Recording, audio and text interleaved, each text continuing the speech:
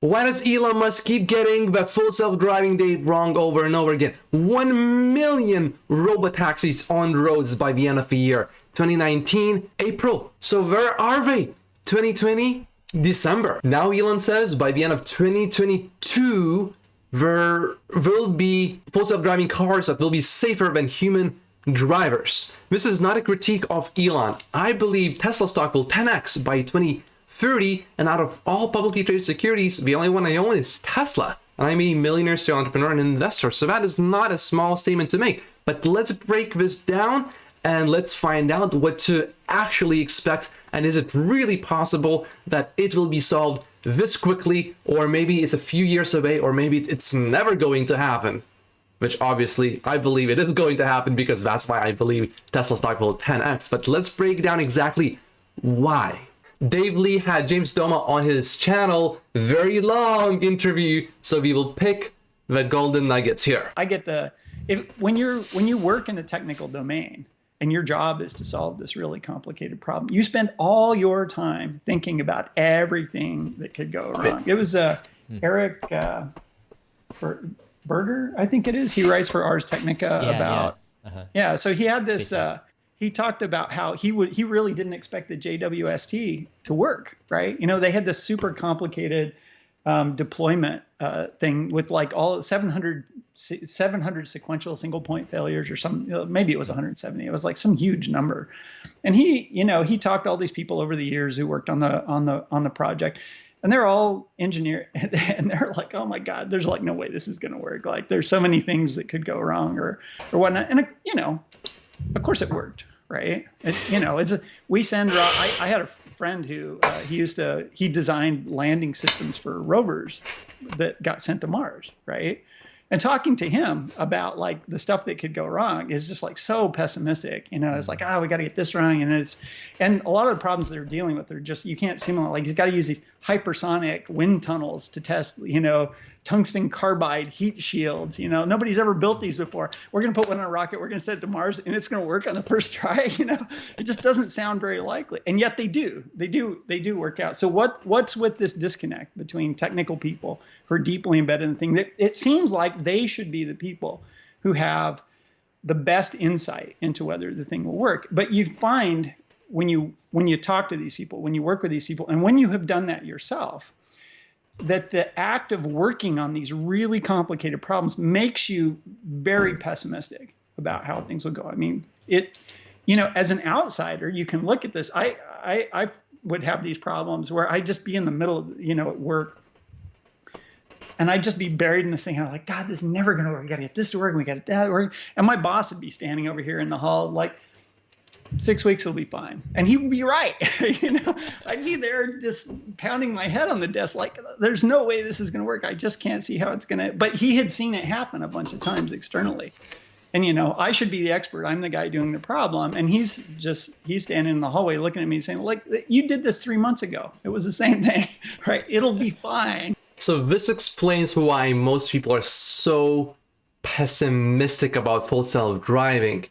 They see a problem and they just cannot see beyond the problems that they are experiencing when they are working on it. So engineers are usually not the right people to ask about when is this new software is going to work, because they see so many problems. Like think about that rover that it seemed like that was impossible to work, so many issues, and yet it works somehow. Very good interview from Dave Lee. You may want to watch the whole thing, but it's a lot of different things. Let's just keep everything on subject here, and let's now go into why Elon specifically gets this date wrong over and over again. This just addresses why other people get the wrong date so much, why they think it's basically impossible, because they're just have their head buried in the details. When DeepMind did the AlphaGo thing, when they started working on AlphaGo, they thought, they weren't at all confident that it was going to work,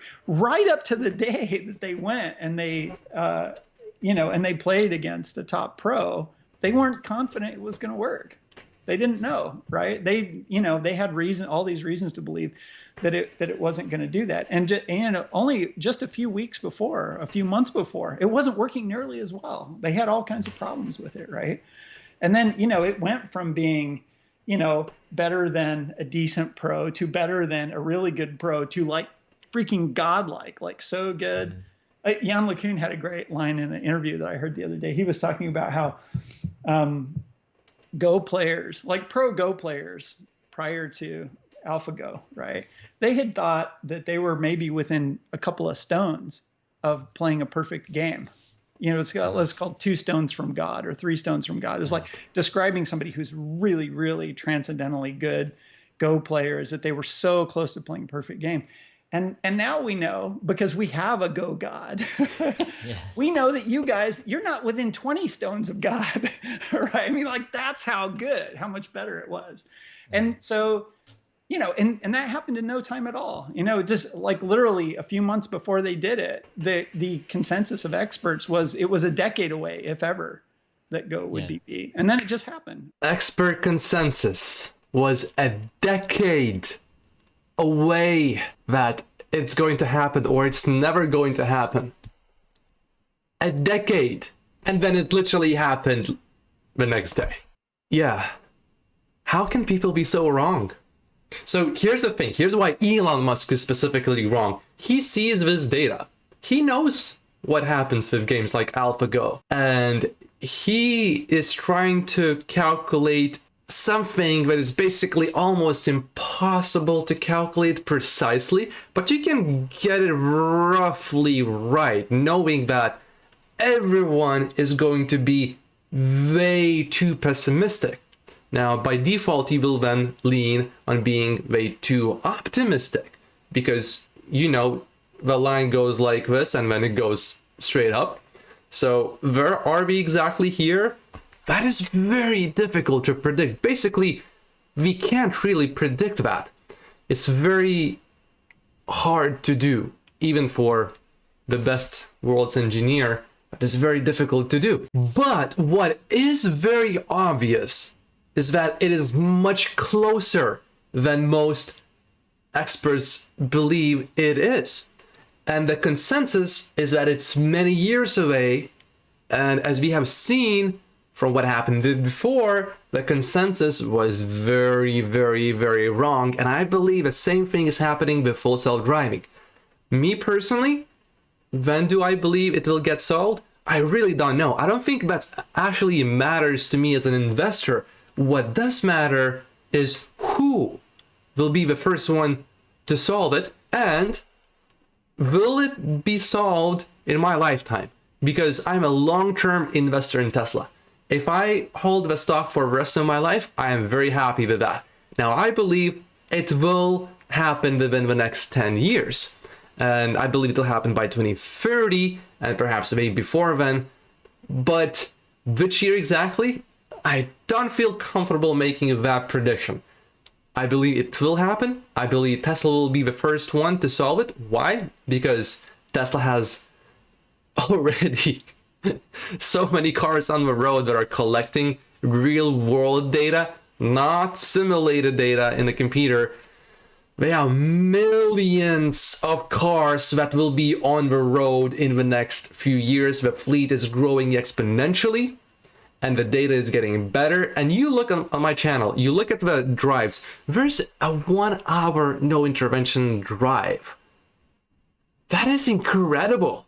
Think about this. If I told you about that just 2 years ago, 3 years ago, 5 years ago, there was going to be a car that can drive itself for 1 hour, no interventions, traffic lights, left turns, right turns, stop signs, how would you feel about that? Would you say, oh yeah, but sure, that's definitely going to happen? Or would you be like, really? A car will be able to do that? I think the progress is being made at a very fast pace right now, actually. Just look at the few previous updates and you will see that the car before could not turn right on a red light, and now it does that perfectly well. The left turns on traffic lights got quite a bit smoother, and that's a big thing. And as we have seen with AlphaGo, then you are almost there, or when it sort of works, it's right on the tip of breaking through to work fully. Like 2 years ago, even a year ago, FSD was honestly, it was not very useful. It was very stressful to use FSD or even autopilot in more challenging situations. But now, in many ways, it is more convenient, more comfortable, less stressful to have it on than to not have it on, especially if a road's there's not that much traffic, the intersections are relatively simple, and especially if there are clear markings on the road, it does a very good job. So it's going very, very well. Perceptual capabilities of the system. Like if perception was perfect, you might not be able to make a system that that drove in a completely non-annoying way. But you could make a system that would drive in a perfectly safe way if perception was perfect. Like, you know, and I mean, you can do this because you can do the thing in video games, right? Where you create a controller for a car in a video game and it has perfect perception because the computer knows where all the other rendered objects are and that kind of stuff. And so guaranteeing that you have safety margin for all your maneuvers against anything that any of the other dynamic objects in the system or static objects will do, you can, you know, that's something you can guarantee. And as the perception system in FSD gets, you know, arbitrarily good, it will become possible for it to drive with an extremely high level of safety, although it might be annoying. And Google actually, they went through this phase too. When they first started running their systems around their cars around Mountain View, right? The initial setting, like, because they had really good perception working at that point in time. But they kept getting rear-ended, right? Because the cars are just conservative in how they were moving, and so they kept having all these little fender benders because they didn't play well with other cars. You know, humans like to drive with negative safety margin, and you know, very, very tight tolerances, and anticipating what other people are going to do, and you know, Google's first version of the car wasn't smooth in that way. So we know that perception is the #1 problem. If you still doubt that, think about video games. Like any game. Let's say Grand Theft Auto. Do you see, when you play that game, do you see any cars crashing into each other? Not if it's programmed to... Or racing games, like any Need for Speed game. Do you see the other cars crashing into each other all the time? That doesn't really happen unless they programmed the cars to do that. So we know perception is really the only issue here, not anything to do with the software really. It's all about the perception. How well does the car see what's around it? And if vision can be solved, which I believe it definitely can, then LiDAR is completely obsolete. So the only bet that I would make is on Tesla. #1, because he's the world's best engineer. And when you look at programming engineering, the winner sort of takes all. And the best engineer is so much more better by so many thousands of times than if you put tens of thousands mediocre engineers. So my bet is on Elon. That's where my money is. And one more thing that is extremely clear that we can predict with 100% confidence, if we just look at what happened with AlphaGo, we know that computer is infinitely better than a human player at this point. Or you take chess. Computer is basically infinitely better than a human player. With driving, it's going to be the exact same thing, where computer AI will be many more times better, safer, and eventually smoother than a human driver. So when you think to the future, will we even allow human drivers to drive? Because we know that will definitely, inevitably cause deaths. I'm not so sure. Short term, during the transition, sure, I think we will still allow that. But long term, if you're thinking many decades into the future, there's a very good chance that might be outlawed, or maybe you will have a certain territory where, okay, here you can go if you want to risk your life, but on public roads with a lot of traffic, you can't do that anymore.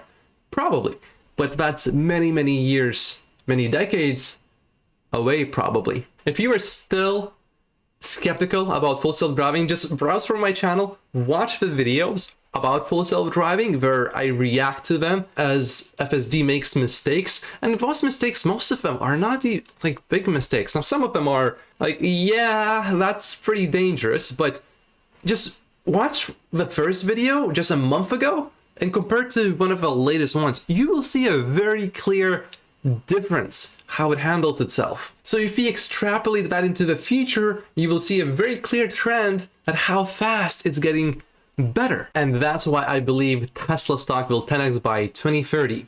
My name is Matt Pocius. I'm a millionaire, serial entrepreneur, and investor. Browse my channel to see other videos about full self-driving and especially how a car does in actual real world conditions. Thank you.